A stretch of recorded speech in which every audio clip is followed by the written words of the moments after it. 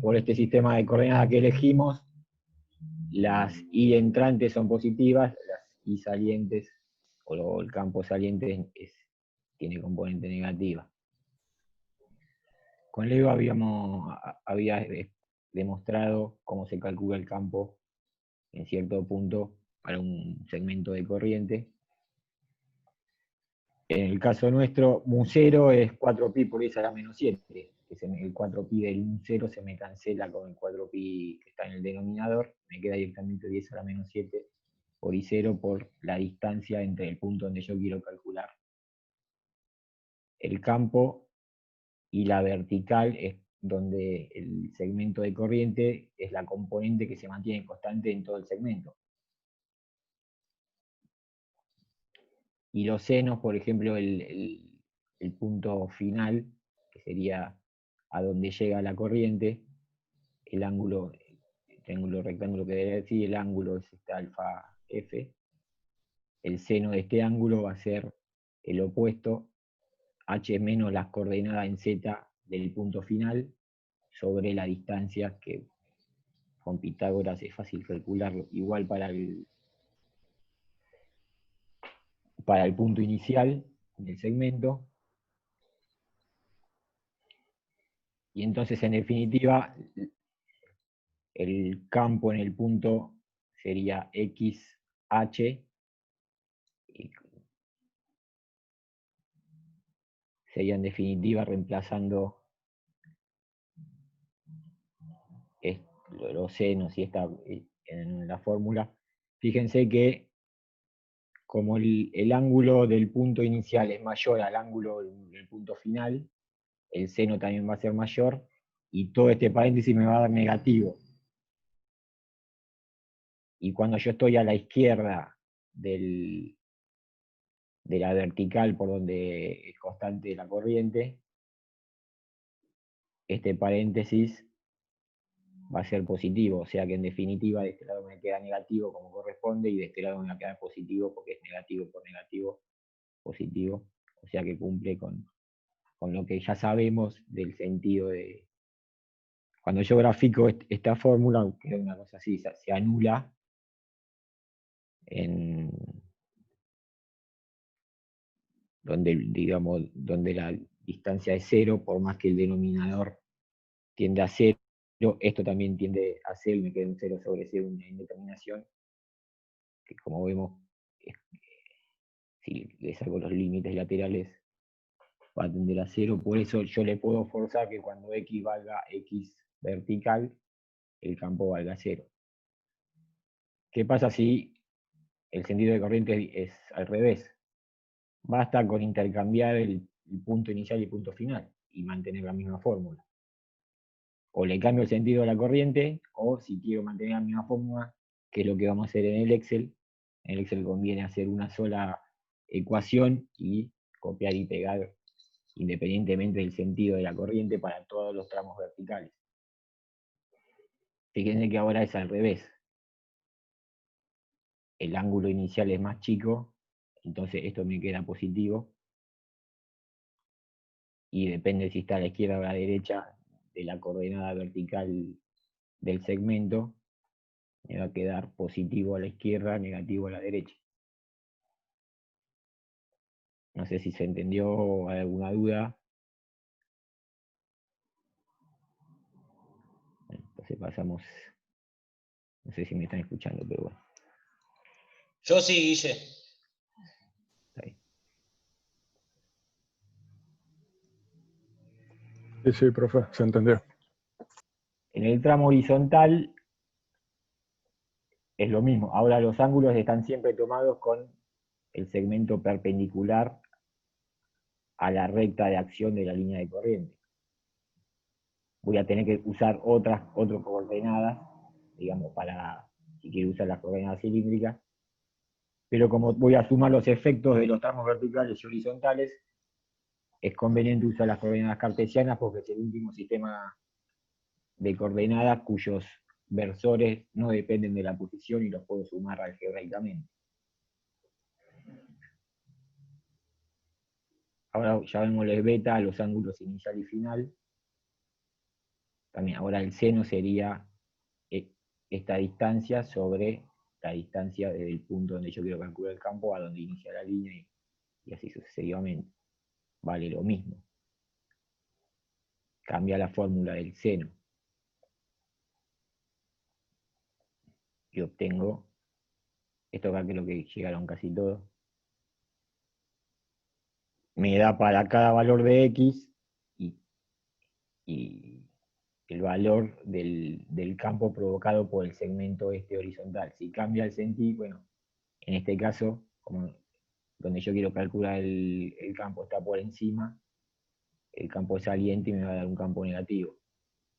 Por debajo de la altura de la línea de corriente va a ser entrante, o sea, positivo. Si yo quisiera calcular, por ejemplo, el campo a una altura por debajo de donde está la barra. Si le cambio el sentido, vuelvo a intercambiar las coordenadas del punto inicial y final. Y mantengo la misma fórmula.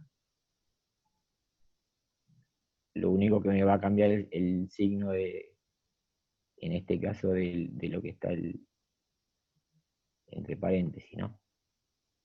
Paréntesis este grande. En este caso me va a dar positivo. Fíjese que cuando yo calculo el campo sobre una línea paralela a la línea de corriente, el valor máximo va a ser justo en el medio de la línea de corriente. La corriente es uniforme en toda la línea, corriente continua, porque ahí se suman todos los aportes de los campos. A medida que yo me alejo del punto medio, aumentan las distancias medias de los demás, entonces el campo tiene que disminuir. No puede ser nunca mínimo en el medio del segmento. Una vez que ya tenemos las dos ecuaciones, ahora vamos a pasar estas ecuaciones que ya las deducimos al Excel. Voy a cambiar de...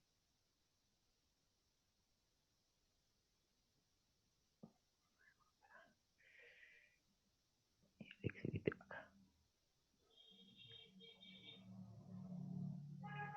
Bueno, primero tengo que cargar los datos que tengo. Y bueno, ya armamos una planillita. En este caso son 6 tramos, voy a tener 6 columnas que me va a dar el campo para cada valor de X de cada tramo. El campo resultante va a ser la suma de los 6 aportes de cada tramo. Y si quiero saber el módulo, le hago el valor absoluto del campo total. Entonces, por ejemplo, el tramo 1, en este caso, cada uno lo numera como quiere. Yo numeré el tramo 1, el que sale del rectificador, porque así estaban dados los datos. El primer tramo vertical que sale del rectificador. El tramo 2 es el tramo horizontal, el tramo 3 es el tramo vertical que llega a la batería, el tramo 4 el que sale de la batería. Así voy a seguir, digamos, el sentido de la corriente. Por ejemplo, en el tramo 1, la coordenada que se mantiene constante es la coordenada X. ¿Y cuánto vale? Vale precisamente el dato que me dice dónde sale la barra positiva del rectificador. La componente en altura o Z es el otro dato. Y la componente final es la altura de la barra, 3. Para el segundo tramo, que se mantiene constante la altura, que es precisamente el punto final del tramo 1, porque los tramos son consecutivos. La coordenada en X del tramo 2 inicial va a ser precisamente donde termina el tramo 1, y el final va a ser el inicial más la longitud de la barra. Y así voy armando, por ejemplo, para el tramo 3, la coordenada en X que se mantiene constante es el final del tramo 2. El valor inicial es el valor final del tramo 2. Y baja hasta la altura de la batería. Fíjese que yo armándolo así, cuando cambio cualquier valor de los datos, me va me va a cambiar automáticamente el valor del campo que calcule. Para el tramo 4, la componente que se mantiene constante es la componente X y va a valer la componente en X del tramo 3 más la longitud de la batería, que en este caso era 0,6, pero podría ser otro valor. El Z inicial va a ser la altura de la batería y el Z final va a ser la altura de la barra más la distancia entre barras, porque la barra negativa va por encima de la positiva.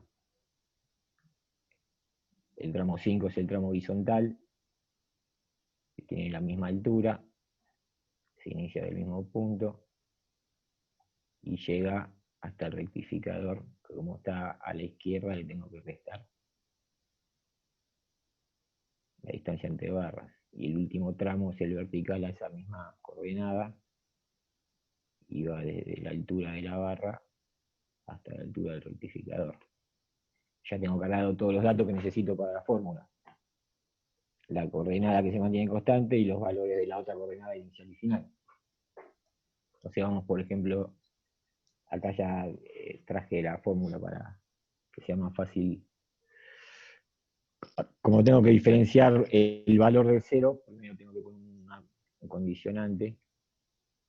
Si la columna P son los valores de X. Si la columna P es igual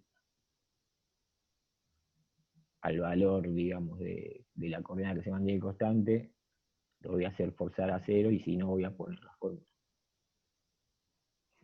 10 a la menos 7 se puede poner como E, 1 por E. Esta es la forma que tienen generalmente todos los programas de cálculo para poner la notación científica. Evitándome el 4pi, disminuyo los errores de redondeo que pueda tener el programa, ¿no? Por la corriente. Y después voy armando con cuidado la fórmula de no. Sería xb menos x por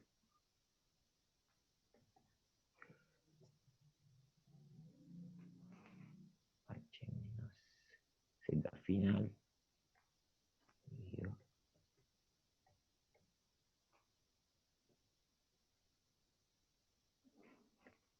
Hay que cargar los valores nada más.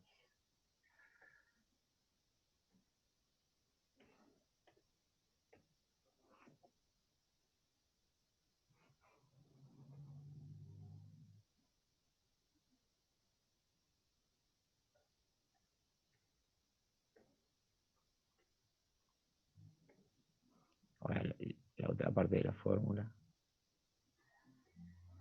El inicial es este.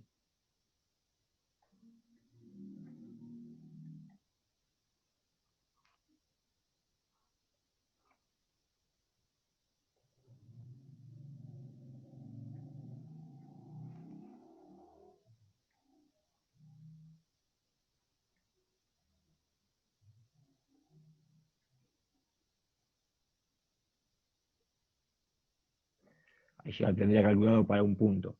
Como yo no quiero repetir, cargar la fórmula en todas las celdas, fíjese que lo que voy a tener que tener constante es la columna P, que es el valor de X, y los valores de las filas de los tramos inicial, final y el que se mantiene constante. Para el Excel, para fijar una fila o una columna, hay que ponerle un signo pesos adelante. Por ejemplo, con el signo pesos adelante de la P, yo cuando traslade la fórmula de esta celda va a mantener constante la P.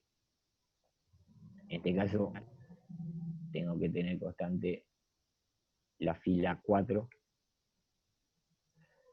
La corriente es una constante para todo, entonces o le pongo un signo de pesos adelante de la C y adelante del 3, o con el F4 me lo hace automáticamente. Entonces todo lo que tenga Q tengo que fijarle la fila. Y todo lo que tenga P tiene que fijarle la columna. Esta es una constante F4.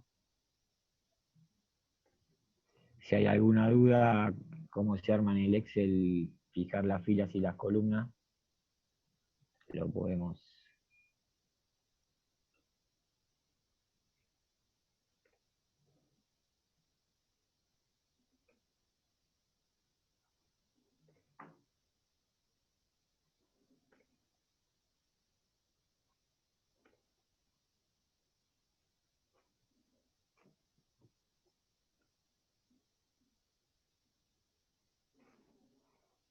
Y ahora ya está.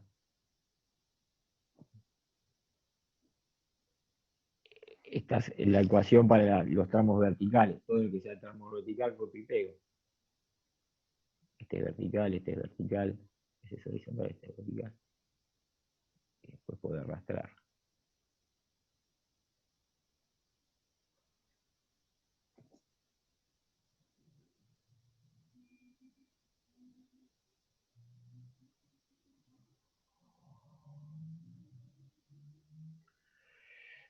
Vamos a correr este.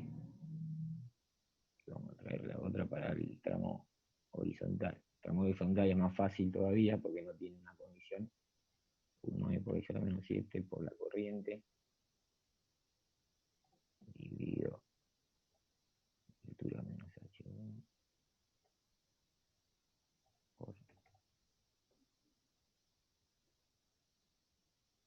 x menos el final.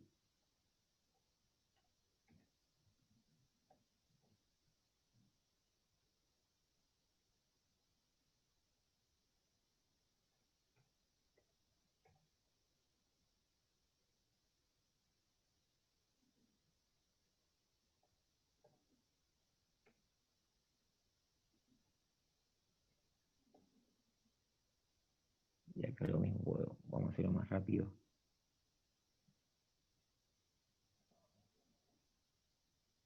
Todo lo que sea R tiene que tener fija la fila. Quiero que la columna.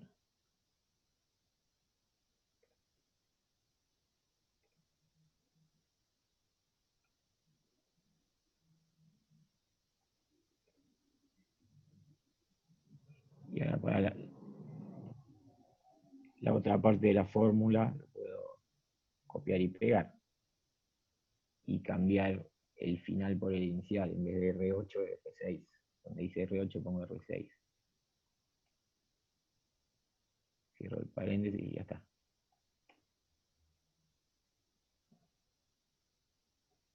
Este es el tramo central. Y ahora desplazo hasta. Ya me calcula el campo y cualquier cosa que mueva. Por ejemplo, el problema pedía los 4 metros. Puedo ver cómo varía el campo o qué tan sensible es, por ejemplo, a la altura donde yo quiero calcular el campo.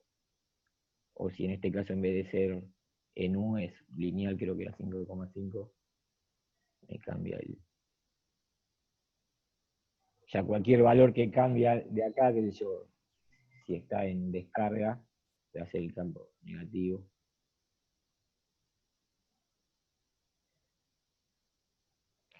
Lo bueno de esto es que uno puede sacar la sensibilidad que tiene el modelo. Por ejemplo, cuán sensible es a la distancia entre, si yo disminuyo a la mitad la distancia, vemos que este tipo de configuración en lineal acá, ¿no?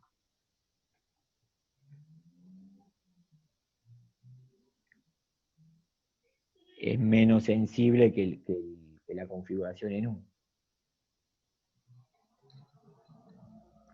La que es obvia, la relación es la corriente que, como está multiplicando, es linealmente proporcional.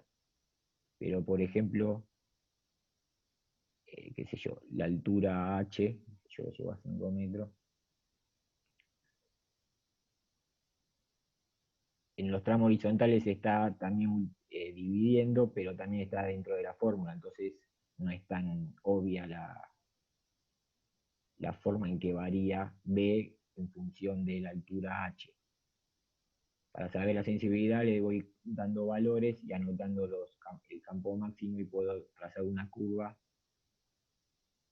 de cómo varía el campo máximo en función de la altura, por ejemplo, donde yo quiero calcular el campo, o la altura de la barra, la longitud de la barra.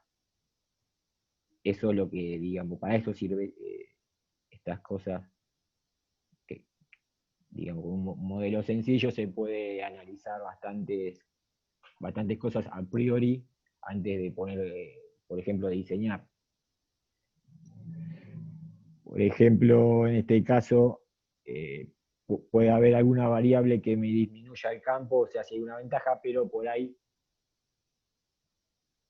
por ejemplo, la distancia entre barras, pero al disminuir la distancia entre barras me ocurre otra cosa que lo van a ver en el próximo video, Leo, que aumenta la fuerza entre las barras. Entonces tengo que jugar técnico-económicamente, tengo que poner un soporte más robusto para una fuerza entre barras mayor. ¿Cuánto pierdo si lo disminuyo? ¿Cuánto pierdo si lo gano? Si lo gano. Se puede analizar varias cosas. ¿Hay alguna duda de cómo? Fíjese que si yo, en este caso es cada 10 centímetros, podría hacerlo cada centímetro.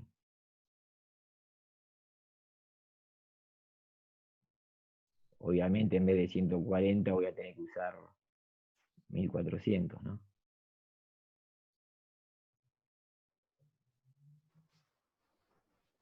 Cuando llegamos a 1400.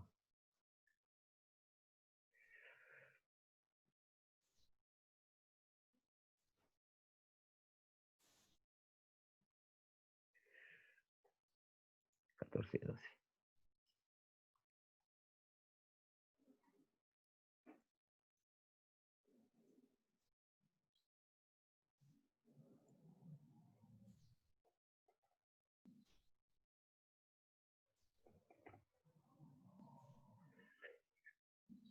Y lo que obtengo, digamos, es un valor más fino. Pero fíjense que la forma prácticamente no varió. Ahora tengo que cambiar.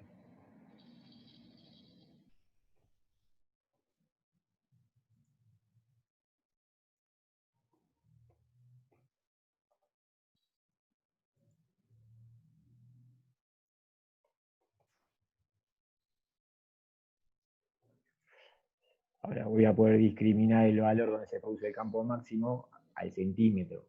Antes era al decímetro.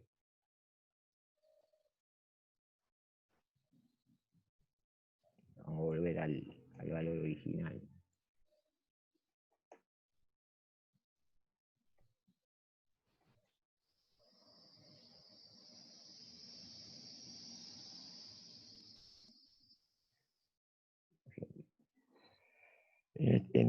En esta configuración, el campo máximo se va justamente entre las dos barras, como en el otro.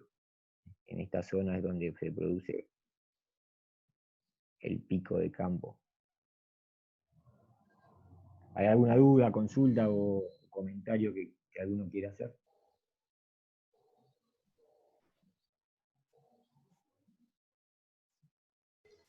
Todo claro, profe. En este caso se graficó el campo total, pero podríamos, bueno, acá también tengo que...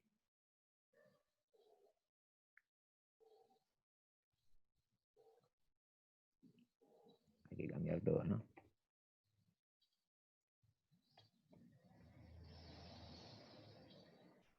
Se puede graficar, digamos, y analizar tramo por tramo, sobre todo para ver si si se cometió algún error.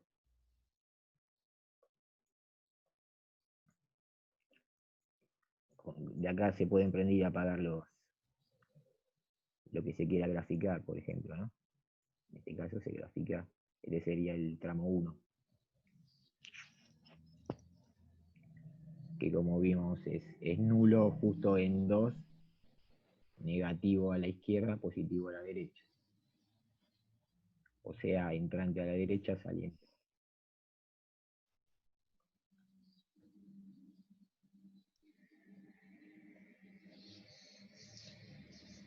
Espectacular.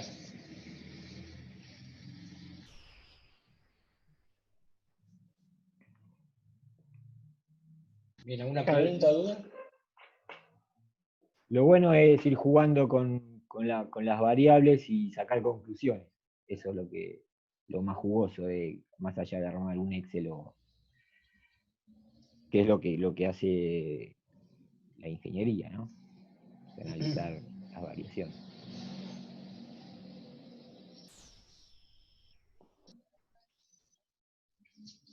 Bueno, gente, ya está colgado el video para esta semana, que es magnetismo en la materia. Y les voy a mostrar ahora lo que va a ser la actividad que van a tener que hacer ahora con la nueva parte de la materia. Es algo que ustedes, calculo que hicieron en Electrotecnia 1 o en la primera parte de Máquinas 1.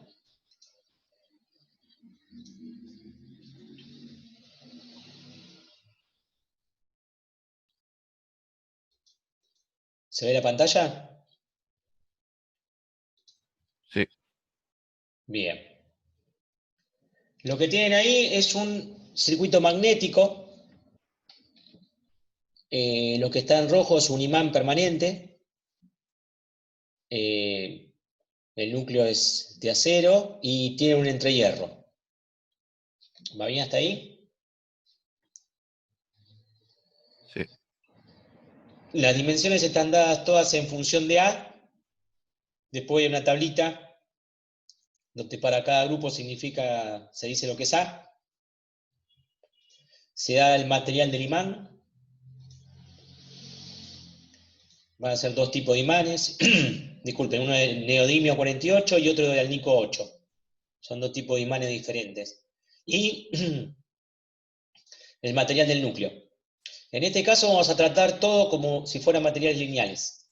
Vamos a trabajar la parte lineal de las curvas, así que el material magnético del núcleo va a estar dada por su permeabilidad relativa, y cuando carguen el material magnético del imán, también lo van a considerar como lineal. No vamos a laburar con curvas de saturación. Y el entrehierro está chaflanada el espacio de tal manera que no es recto. Está hecho a propósito con una pendiente, que básicamente es una relación 3/5 con respecto al ancho. La sección del núcleo es cuadrada.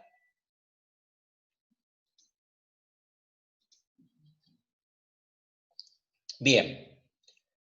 Este problema se va a resolver en FEM y Excel. No se va a resolver a mano. ¿Qué es lo que queremos que ustedes calculen o que determinen? Fíjense.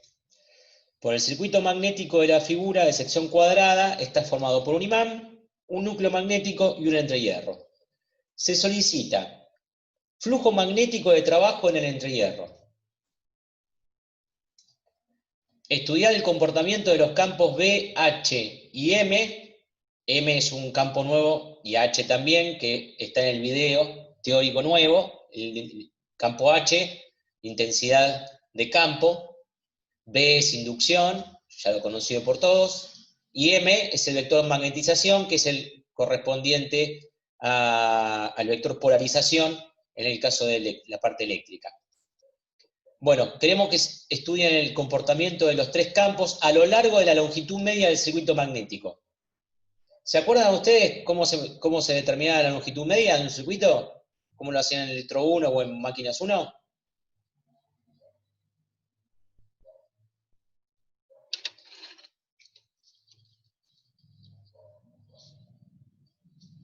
De a uno, ¿eh?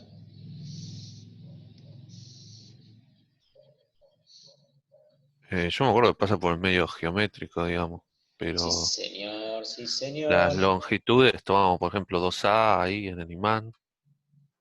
Claro, las longitudes son esas, pero el lugar donde van a determinar, trabajar con el campo, es en esta zona, ¿se entiende? Ahí es donde quiero que determinen. No en todo el material magnético o en todo el espacio. Simplemente tendrán que marcar la línea media esa, ¿está?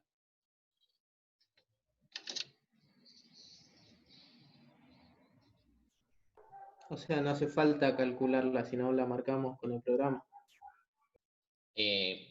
O sea, la calculan para en el programa marcarla, digamos. En el programa van a tener que tener de alguna manera una forma de marcarla, ¿se entiende? Eso se lo dejo a ustedes. A ojo. No. Estamos estudiando ingeniería. Si no, no vamos a hacer una clase de impresionismo.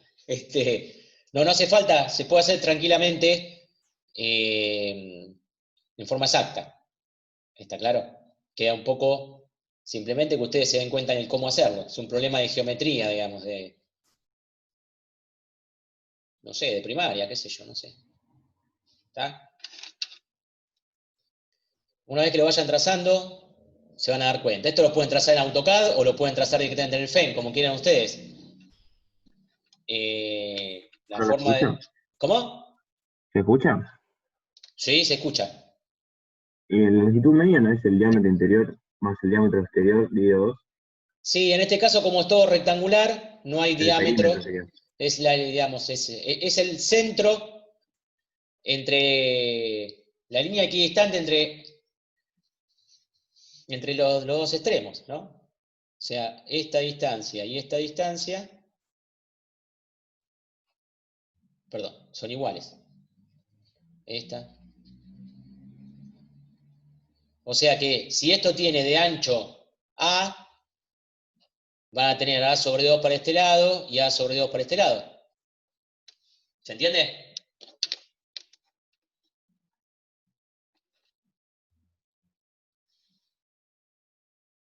Hola. Sí, Claro, y las esquinas sería con los diámetros, los semicírculos. Claro. Ustedes, fíjense que las distancias, fíjense una cosa, las distancias están todas acotadas menos los círculos. Fíjense que los círculos no están acotados, las esquinas. ¿Está? Pero este cuarto de círculo va a tener que tener un tamaño, y como es 90 grados, para que la sección siga manteniéndose constante,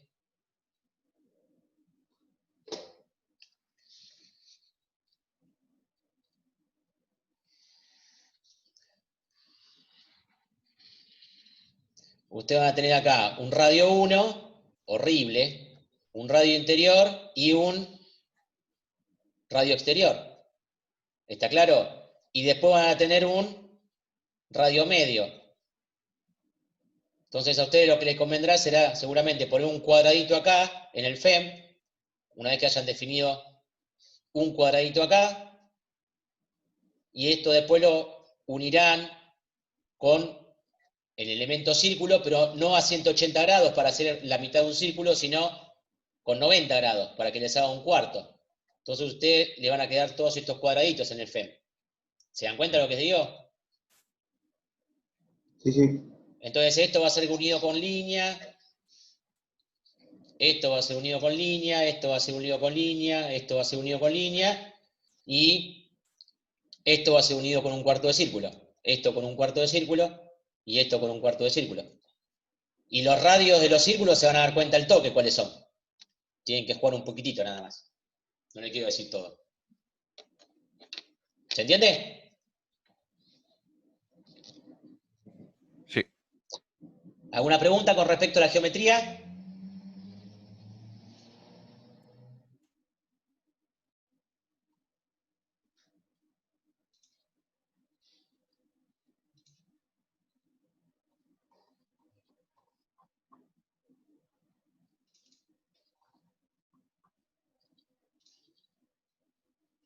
Bien. ¿Cómo? Bueno, una vez que tengan esa longitud media, o sea, sobre esa línea, lo que queremos es que nos digan cuánto vale B, cuánto vale H y cuánto vale M. Obvio, pedimos vectores, o sea, dirección, sentido, módulo, todo lo que ustedes quieran determinar y cómo lo quieran hacer. Después, estudiar la ley circuital de Ampère a lo largo de la longitud media del circuito magnético para cada tramo. ¿Qué significa estudiar la ley de Ampère?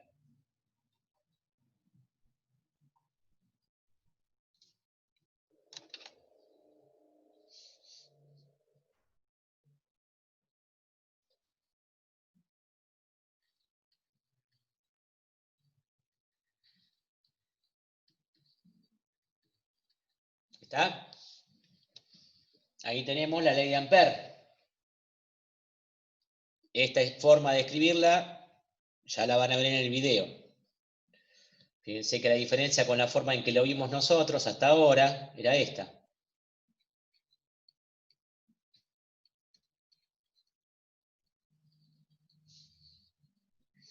¿Ven la diferencia? Sí, profe. Bien. Entonces lo que tendrán que hacer es, sobre la línea esa que estoy hablando, ir calculando para cada uno de los tramos cuánto vale el h por L. O sea, la integral de h diferencial de L entre, por ejemplo, 0 y 1. Después, para cada uno de los tramos. ¿Está claro? ¿Cuántos tramos usarían ustedes?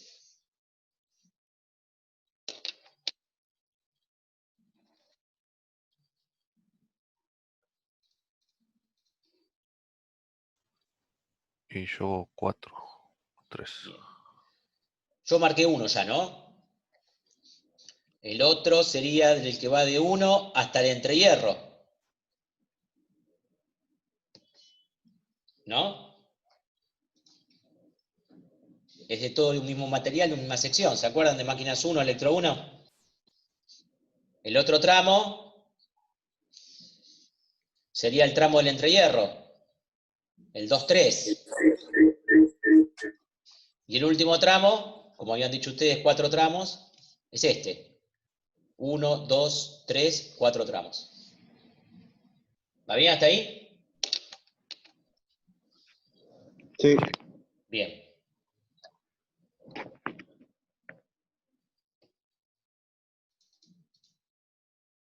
Bien, después, en el entrehierro, estudiar el comportamiento de B tangencial B normal, H tangencial H normal, magnetización normal, magnetización tangencial, el interfaz entre el material magnético y el aire. Justificar el comportamiento. O sea, ustedes van a tener que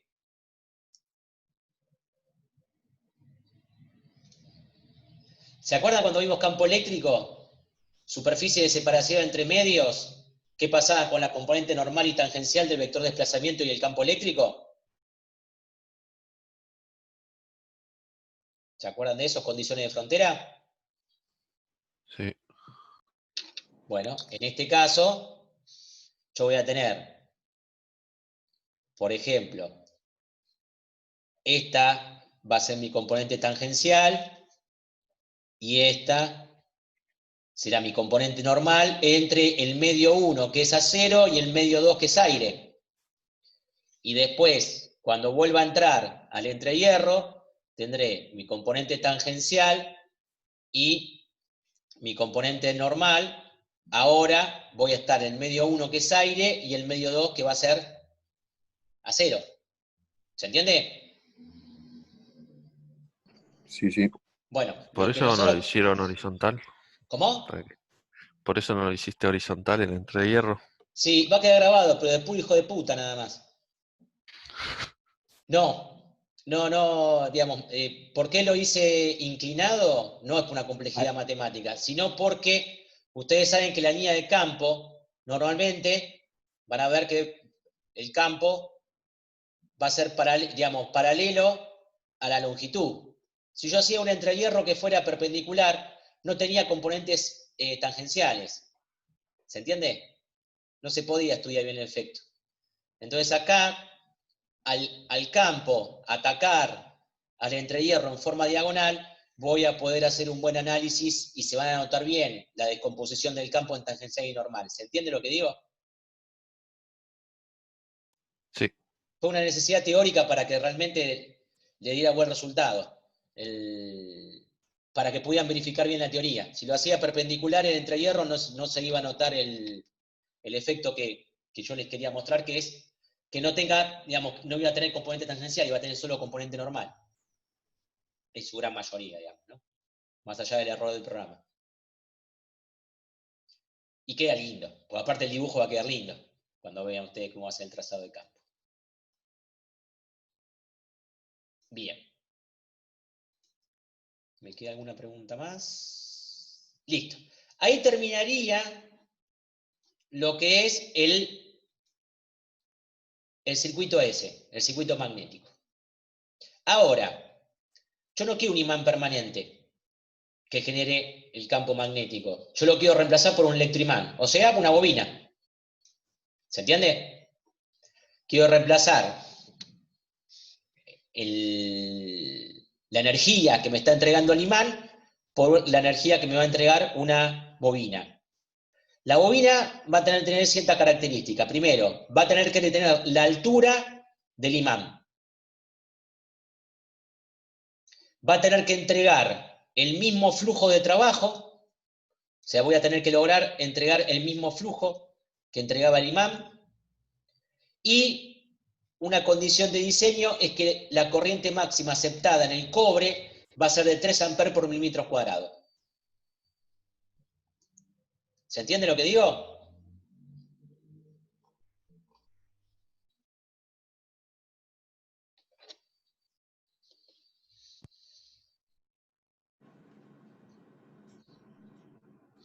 O sea, en lugar del imán, ¿qué voy a poner? La bobina.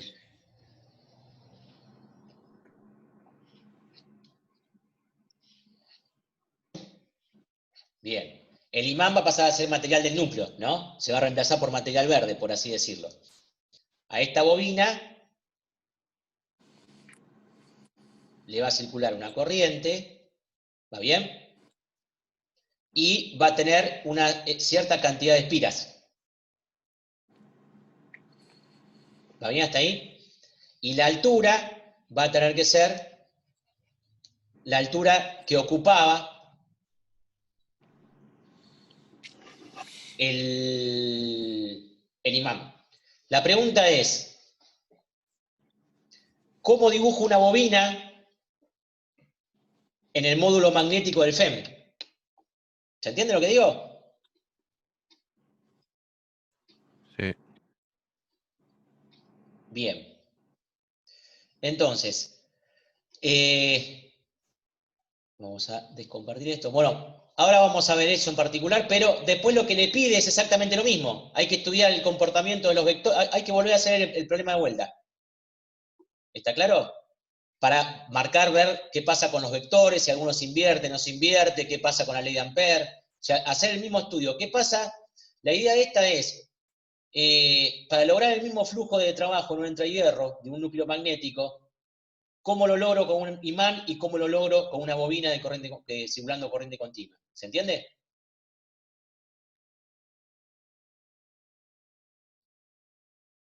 Sí. Los 3 amperes sobre milímetro cuadrado es la densidad de carga libre, el K sub L. J, J sub L. densidad volumétrica. Ahora vamos a hablar de eso. J. Esperen que...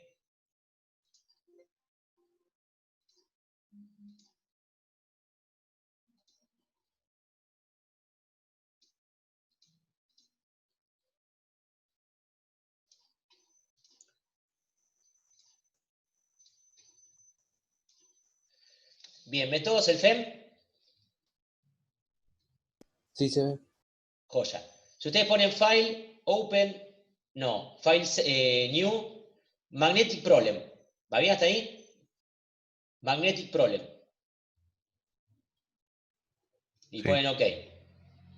Entonces, por ejemplo, vamos a hacer un dibujito, una bobinita con núcleo de aire, bien sencilla. Entonces, vamos a hacer axisimétrica, como para que vean cómo se cargan unos valores. Vamos a poner en centímetros y axisimétrica. Entonces, Supónganse que yo quiero hacer una bobina que tenga 10 centímetros de alto por 2 centímetros de diámetro. ¿Se entiende? 2 centímetros de alto por 10 centímetros, perdón, 10 centímetros por 2. Entonces voy a poner 0, 0, no, vamos a poner 0 en R, 0 no. Dijimos que tenía 2 centímetros de radio. 0, 2, 10 de alto. Perfecto.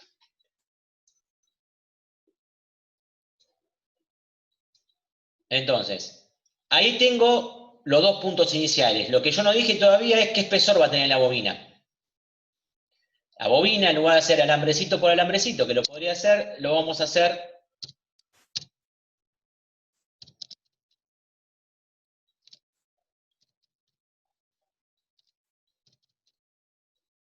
me salió bastante finita.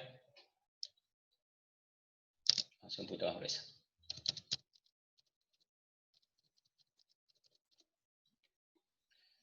Entonces, esto que yo les acabo de dibujar acá va a ser la sección transversal de un corte de la bobina. No sé si se entienden. Que va a tener el eje de simetría este. Le vamos a ponerle frontera abierta.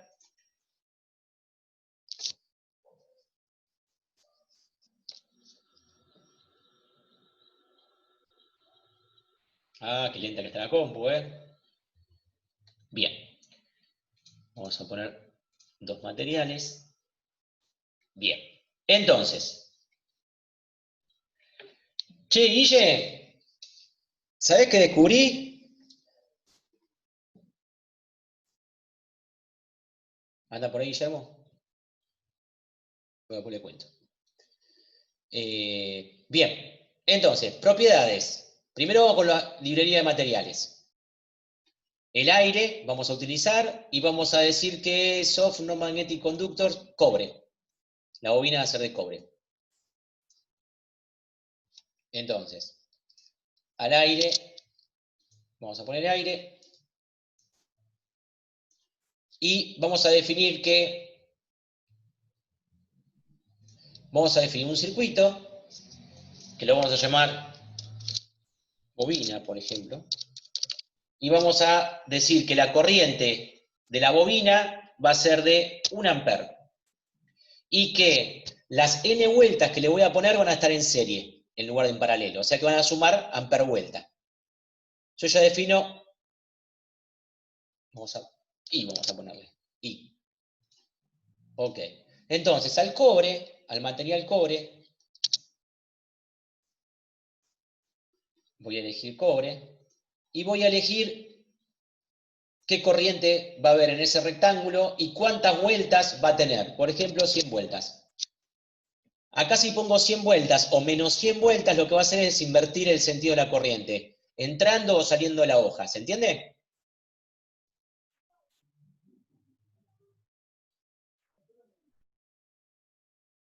Hola. Sí, sí. ¿Se entiende? Sí, en las puntas decís, entrando, saliendo. A ver. No. El modelo que yo tengo es un modelo de revolución.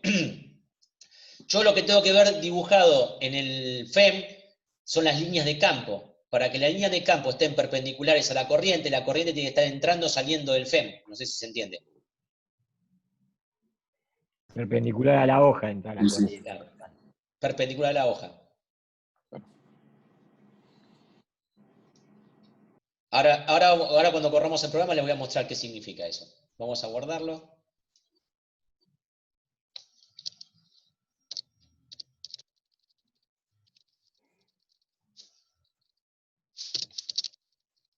Bobina núcleo de aire. Vamos a mallar. Y vamos a correr. Lo que fijé la frecuencia corriente continua, 0, y corremos.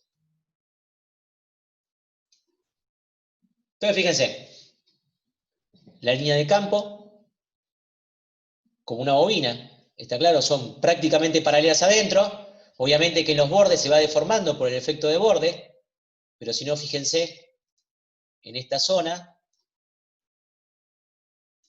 que son bastante paralelas. Aún la relación 2/10 no sigue siendo una buena relación de una bobina totalmente esbelta, por lo tanto las líneas no son bastante paralelas, pero fíjense que bastante bien.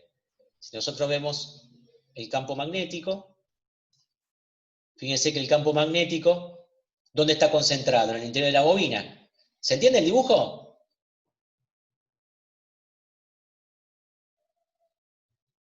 Sí, profe. Bien. Fíjense que a medida que me voy yendo a los extremos de la bobina, voy perdiendo intensidad de campo y se va dispersando el campo. Ahora bien, ¿cómo hago para generar un campo magnético? Bueno, en este caso, vamos a dibujar la línea de B. Fíjense que el programa me permite dibujar H también, que es el vector que van a conocer a partir del video de hoy. ¿Ven la línea de campo magnético? En este caso, giran en este sentido. La pregunta es, ¿la corriente está entrando o saliendo de la... ¿Cómo está girando la corriente en la bobina? Entrando a la hoja. Entrando. ¿Dónde está entrando? Vamos a dibujar la densidad de corriente.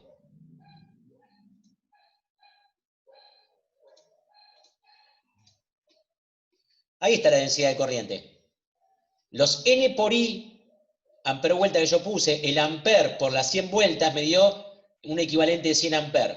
Esos 100 amperes están distribuidos en esta sección de bobina y me termina dando una densidad de corriente equivalente. No sé si se entiende. Yo podría haber dibujado 100 vueltas, 100 redondelitos acá. ¿Se entiende? Hubiera dibujado 100 redondelitos, cada uno de esos redondelitos era 1 amper y el efecto hubiese sido lo mismo. Directamente, como no quiero ese detalle, dibujo un rectángulo que contenga al espacio que iba a ocupar las 100 vueltas y le digo que en esta zona hay 1 amper con 100 vueltas en serie. Y está totalmente distribuido ahí. ¿Se entiende cómo es?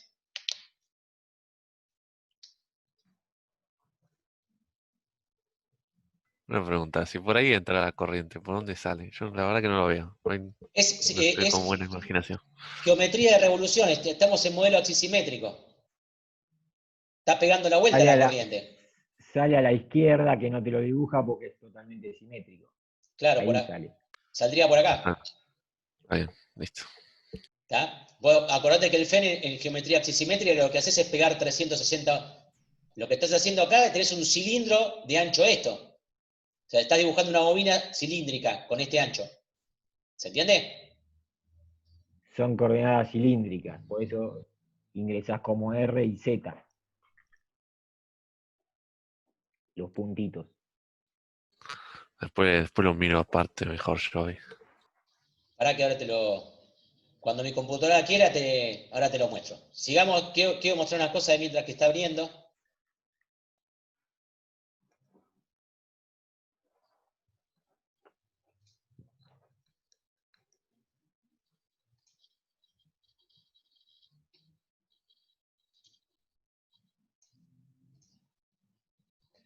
Fíjense una cosa. Esperen que me equivoqué de FEM.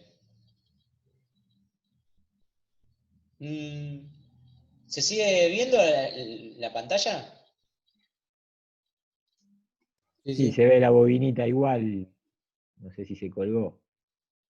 Parece que sí, que se colgó. Voy a dejar de compartir porque parece que se cerró el programa.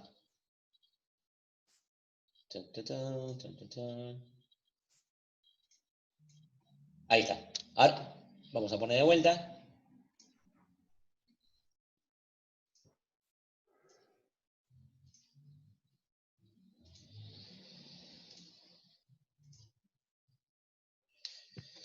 ¿Ven todo la pizarra?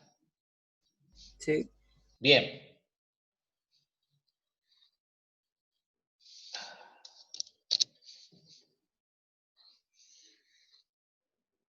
Yo tengo un cilindro. ¿Me siguen todos? Sí. Y ese cilindro tiene una cierta pared, un cierto espesor. ¿Me seguís hasta ahí? Sí. Y voy a cortar con un plano.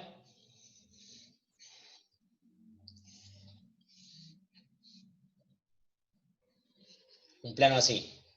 ¿Qué me va a quedar si yo hago ese corte? Voy a ver una parte de la bobina y la otra parte de la bobina. ¿Se entiende? ¿El cilindro cortado? Sí, punteadito lo que queda de fondo. Y esto sería como Bargiela nos sabría dibujar algo en corte. Bien, si yo trazo el eje de simetría y me quedo con esta parte, que es lo que dice el FEM. Yo dibujo un rectángulo en el FEM, axisimétrico, y lo que me dice ese rectángulo que termina siendo un cilindro. ¿Se entiende? Sí, no sabía que el FEM ya tomaba, como que daba toda la vuelta. Hasta ahora hicieron todas las geometrías planares cuando resolvieron FEM, no me acuerdo en los problemas anteriores. Hicimos el de la esfera, explosión, el profesor de esferas. Ese tenía... el explosor de esferas era... ¿Era de revolución ese? Sí, axisimétrico. Era Sí, sí. axisimétrico, bueno. Sí, era. Sí, me olvidé, perdón. Sí, mejor. Menos averigua Dios y perdona. Ojo Bueno. que hay que decirle al FEN qué geometría va a usar. ¿Viste? Al principio de todo, cuando después de fijar el tipo de problema, hay que decirle qué geometría va a usar. Si planar o axisimétrica. Si yo tengo una bobina que tiene 100 vueltas, esta bobina que tengo acá, yo lo que puedo hacer directamente es reemplazar los N por I de la bobina, lo puedo reemplazar por una sección que ocupe el volumen, o en realidad la sección de la bobina, donde acá estarían las 100 vueltas, ¿se entiende? Sí. Y yo digo que cada una de esas vueltas tiene un circuito que lo llamé I y que le puse un ampere. Y como lo puse en serie, cuando defino el material acá con el FEM, le digo que ese material es cobre, que hay que usar el circuito 1 y que tiene 100 vueltas. Eso automáticamente lo que hace el programa es entender que acá lo que tengo son 100 amper vuelta. ¿Se entiende?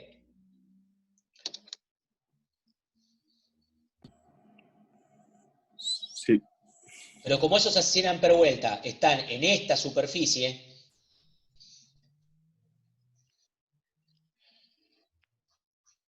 si yo la sección esta hago los 100 amper vuelta dividido la sección, ¿qué me da? El J equivalente, el módulo. ¿Se entiende? La densidad volumétrica de corriente. ¿Va bien hasta ahí? No, si lo divido por la sección superficial, no sería. En realidad es la densidad superficial de corriente, pero es volumétrica, digamos, es para una geometría volumétrica, quiero decir. Si fuera K, sería superficial, y si fuera diferencial de L, sería una geometría lineal. Para un A diferencia de la carga, J es una corriente volumétrica, por más que esté en amper por metro cuadrado. Yo tengo un conductor. Prestan la confusión. Fede, ¿no? Claro, ¿Sos? porque ocupa. ¿Qué? Porque ocupa Ocupa un un volumen. volumen, claro. ¿Sos vos, Fede?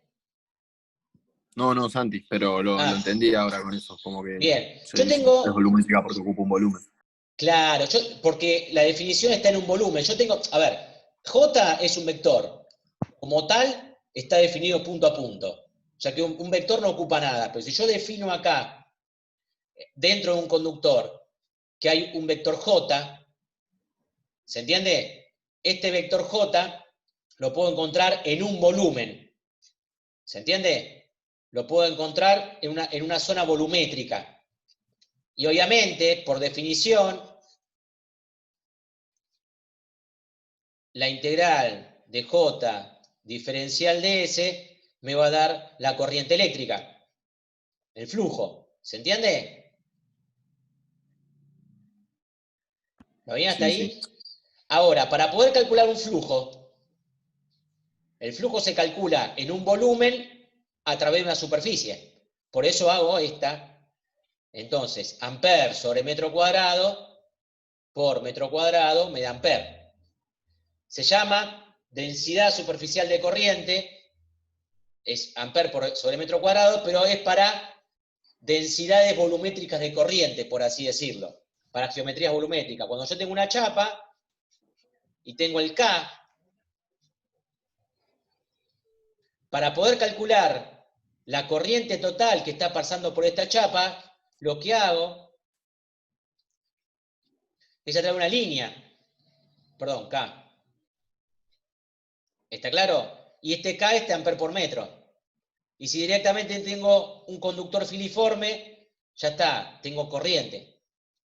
Y para poder definirla vectorialmente la tengo que hacer por el diferencial de longitud, que voy a ser el que me va a marcar el camino donde va a ir la corriente filiforme. ¿Se entiende? Y así le puedo dar carácter vectorial a eso. ¿Va bien hasta acá? Sí, sí. Revean de vuelta bien el video de la clase pasada y el que viene, que va a estar de vuelta. Estos elementos van a aparecer de vuelta en el video. Y se va a entender mejor. Ahora, una cosa más que le quería mostrar antes de avanzar es lo siguiente. Fíjense. Yo a la bobina le dije que tenía 100 vueltas, ¿no? ¿Qué pasa si... Y fíjense una cosa. Fíjense el sentido del campo. Ascendente, ¿no? Eso me lo da No una se ve, corriente Leo. entrante. ¿Me siguen? Tenés que compartir, Leo, no se ve. Ah, bueno. Así no me sigue nadie. Gracias, Guille. O al menos yo no lo veo. No había compartido. ¿Lo ven ahora, gente? Ahora sí.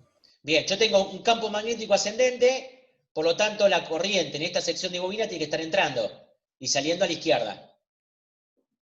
Ahora, ¿qué pasa si en lugar de poner 100 vueltas, le pongo menos 100 vueltas?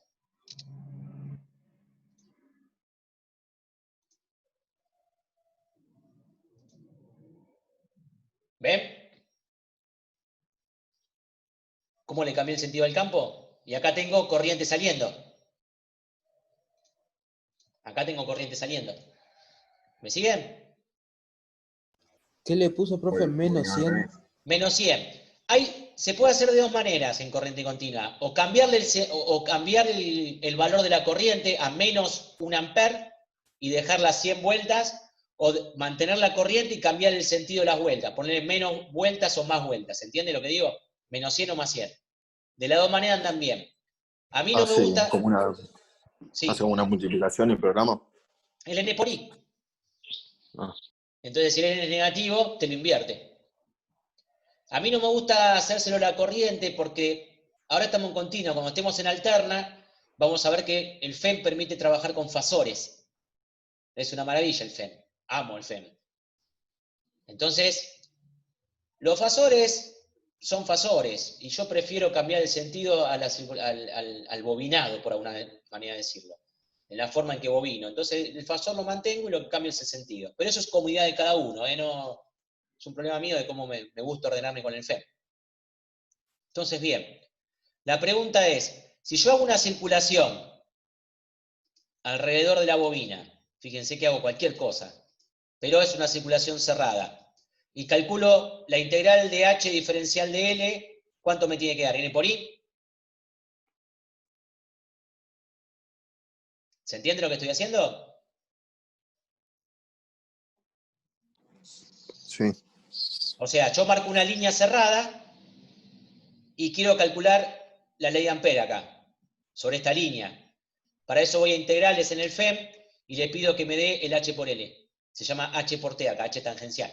Porque básicamente, van a verlo en el video, fíjense cuánto me da. 99,8 amper vueltas. Amptown. Es por el error del programa, me tenía que haber dado 100, ¿no es cierto? Sí. Bueno, ¿qué pasa si ahora la circulación la hago al revés? Porque yo arranqué en el sentido, y vamos a hacerla al revés. Bueno.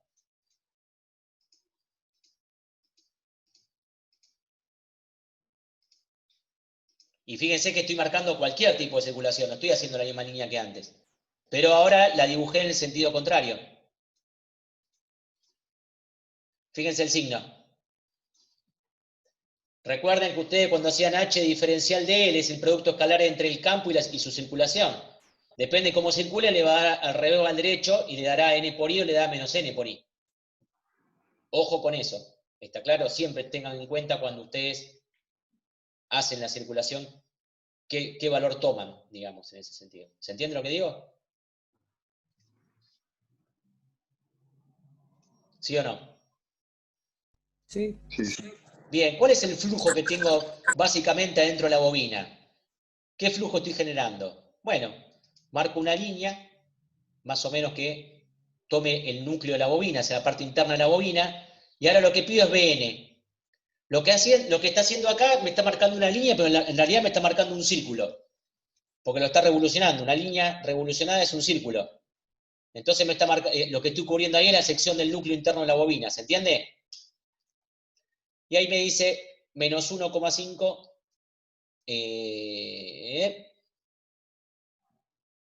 ¿cómo se llama? Microweber. Microweber. ¿Está?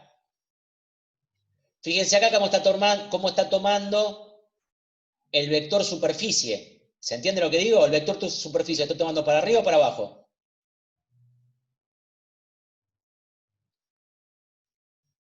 Me está dando flujo negativo. Para arriba. Correcto, por el coseno de 180. Si yo la misma línea la hago, pero en sentido contrario, fíjense ahora cuánto me va a dar el flujo. ¡Epa!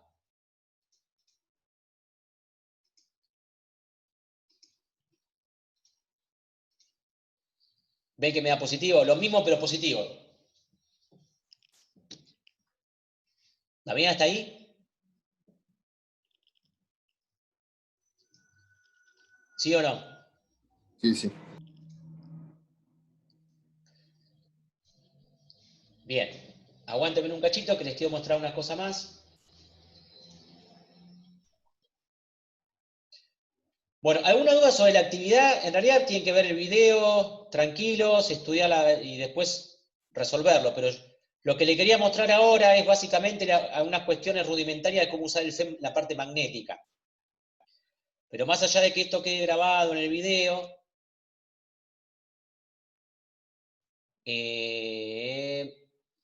le voy a mostrar algo más que tenemos, que todavía no los habíamos colgado.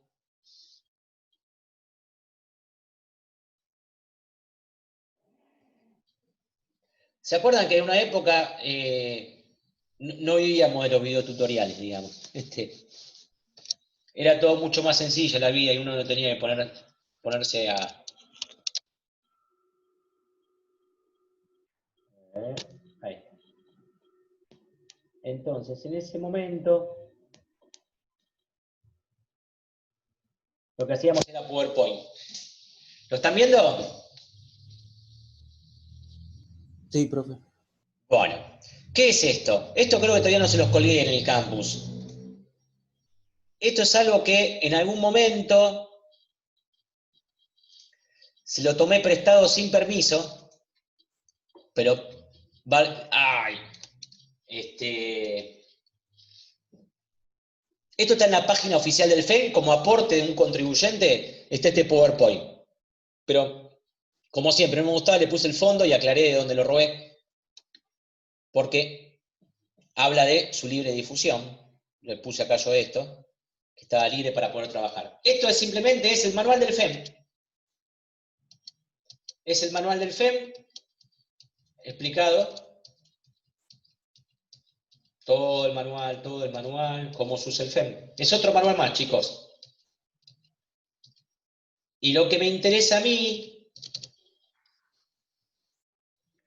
es que más allá de que se ha detenido la función compartir pantalla, por la ventana compartida se ha cerrado, ok. A mí lo que me interesa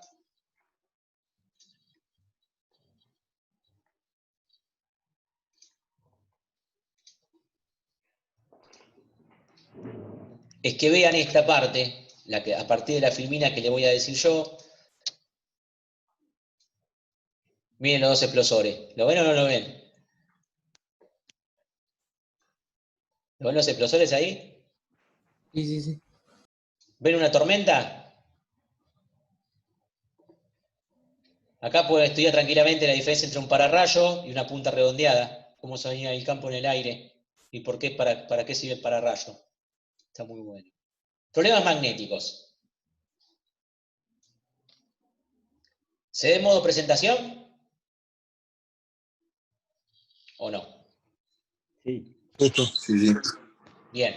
Esta parte me interesaría mucho que la vieran porque les va a servir mucho todo el mini tutorial que les hice recién haciendo una bobinita.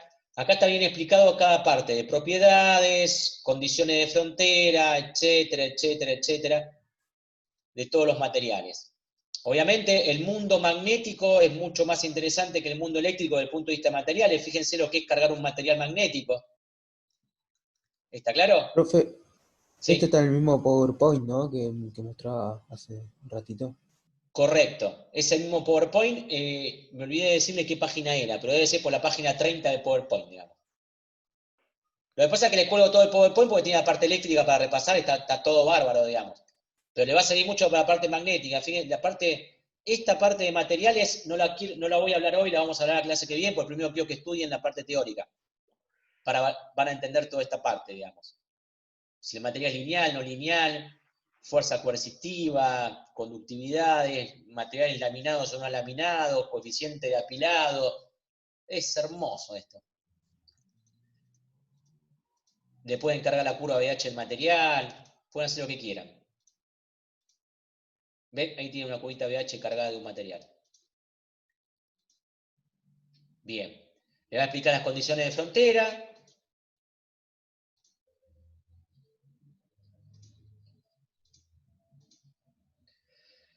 La propiedad del punto. ¿Qué es la propiedad de un punto? Imagínense ustedes que quieren dibujar un conductor filiforme. ¿Se entiende lo que digo? O sea, un conductor, como tipo en física 2, para poder ver las líneas circulares del campo alrededor. ¿Está claro? Si marcan un punto en el FEM, el conductor ese va a terminar siendo un punto. A ese punto le pueden definir una cierta cantidad de corriente y va a dibujar alrededor de eso como si fuera... A ver, ahora voy a dibujar. Si yo Perdón,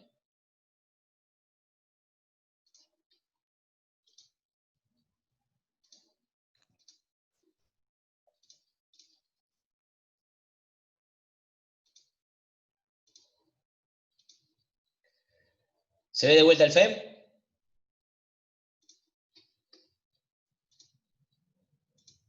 ¿Sí, chicos? Sí, lo vemos. Bueno, voy a dibujar una espira.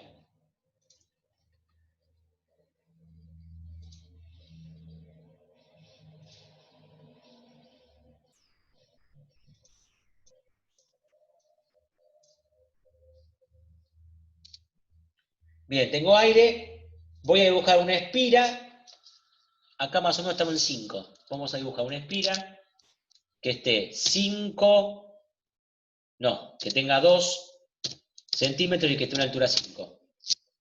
Eso va a ser una espira, propiedad de punto, una espira por la cual va a circular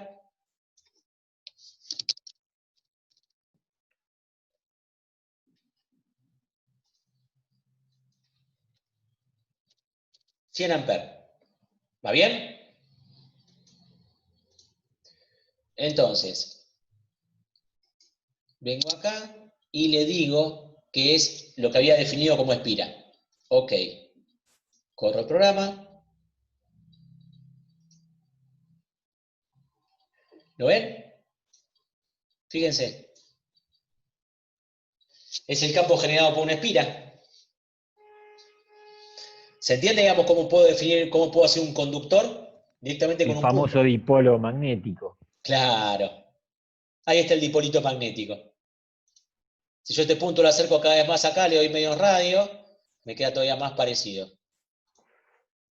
Si yo este punto, vamos a correrlo.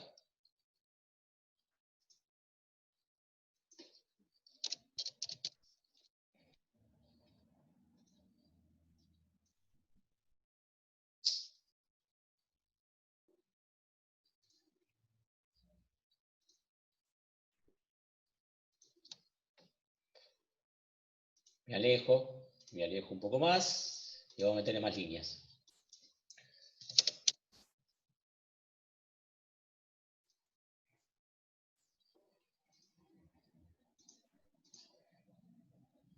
Y ahí tengo las líneas del campo generadas por un dipolo magnético, ya sea por un pequeño mancito o una espira. ¿Qué es lo que van a ver ahora en el video que ya les colgamos? Van a ver todo muy detallado todo esto. Porque es la teoría. ¿Se acuerdan el dipolo eléctrico para estudiar vector polarización? ¿Se acuerda gente de eso?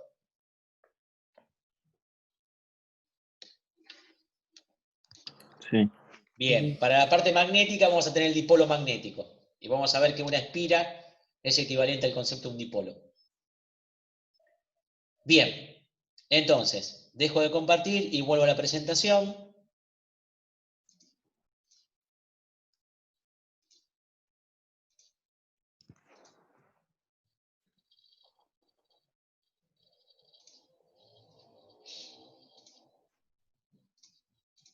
Propiedad de puntos.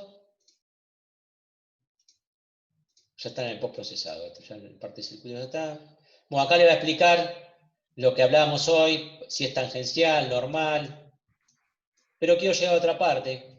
Esto después lo van a ver tranquilo, pues se lo explica todo que pueden calcular con cada una de las cosas. Esto va a ser muy importante, lo vamos a usar mucho. Todo esto que está acá lo vamos a usar más adelante. Todo lo que pueden calcular.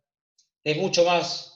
El FEM, no sé si ustedes saben la historia del FEM. El FEM nace como, ¿saben qué significa FEM? ¿Se acuerdan? Finite Element Magnetic. O sea, nació con este módulo.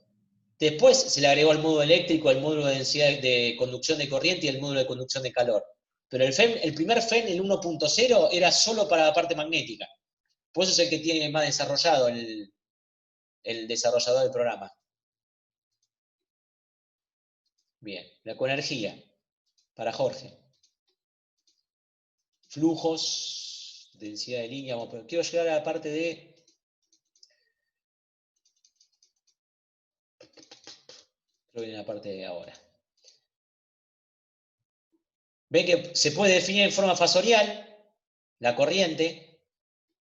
La forma de hacerlo, para que no tengan problema, después lo van a ver ustedes, es poniendo la I mayúscula con el asterisco, esa es la forma de escribir la corriente. ¿Está? De otra manera, no le da bolilla al programa. Lo ponen en forma binómica. Y el FEM, si bien trabaja con fasores pico, no eficaces. ¿Está bien?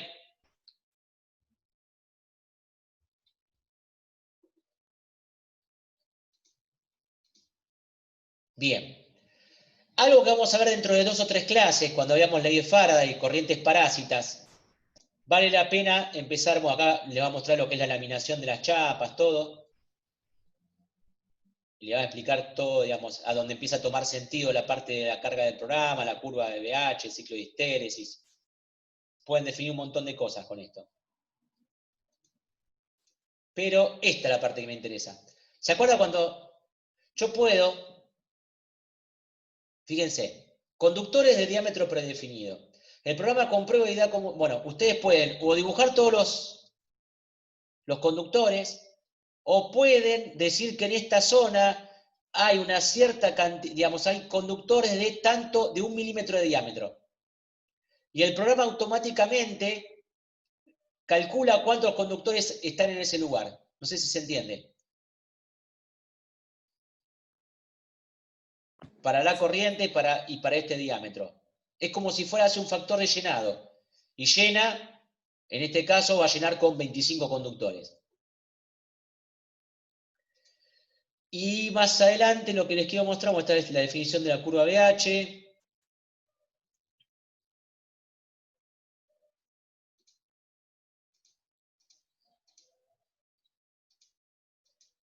Yo digo, este módulo no tiene desperdicio. Acá les explica qué significa serio paralelo para cuando definen las bobinas.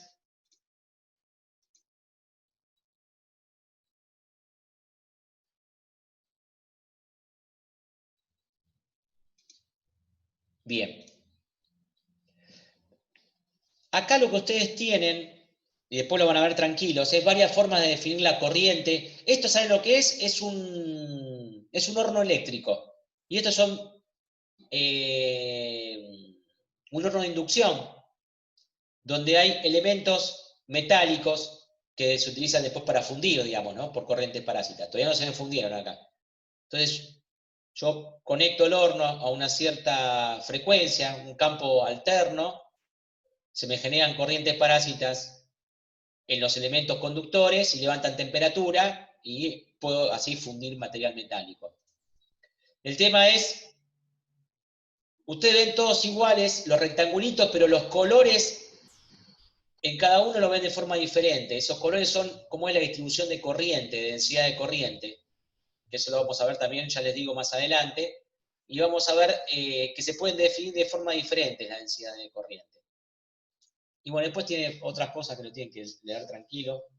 En el postprocesado, un montón de cosas que se pueden hacer.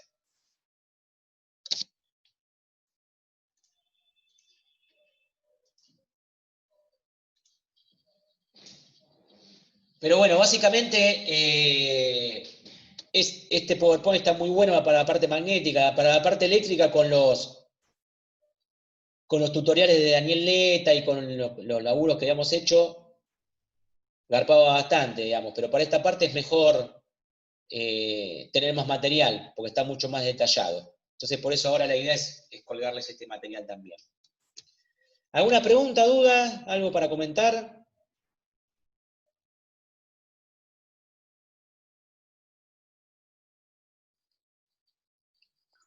No, profe, pero Bien. Guille, ¿algo para comentar? No, me quedó claro. Bueno, entonces... Por ahí lo único en la actividad, si hay alguno que sea daltónico como yo, el verde y el rojo se me complicaba. Y el imán es ese pedacito que tiene 2A de longitud. Perdón, Guillermo. Independientemente del color que sea. Me olvidé de eso. Me olvidé. Bueno, gente, mañana ya tienen todo colgado. El video ya está. El video está. El video cambió un poco. En este video cambió. Hubo varias FT que nos ayudaron a hacer el video. A ninguno le pedí permiso, pero bueno, va a haber gente que conocen en el video. Algún famoso por ahí dando vuelta. Pero bueno, todavía no se enteró. Igual total no me lo van a monetizar nunca, así que no tengo problema.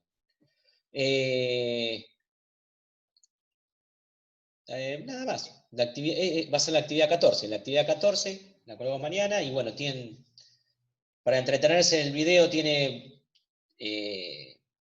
bastantes cuestiones interesantes que fui buscando por ahí para que hubiera bastante animaciones y bastante buenas explicaciones en cosas de cuando el magnetismo en la materia tiene sus shakes, los que ya cursaron o están cursando tecnología de ensayo de los materiales y aparte lo que ya vio en máquinas y lo que sabe de electrotecnia 1 y de física 2, los materiales magnéticos tienen un comportamiento interesante que vale la pena estudiarlos en particular. Así que bueno, la idea fue buscar en internet materiales que estuvieran piolas y mejor explicados de lo que podía haber hecho yo. Uno de esos es Javier Santolaya, que hace una muy buena explicación desde la Universidad Politécnica de Valencia con respecto al tema del concepto del spin de los electrones. Después hay un tipo que hace unas muy buenas clases con lápiz, que me acuerdo, pero está ahí, aparece el nombre, así que explicando también el concepto del momento magnético.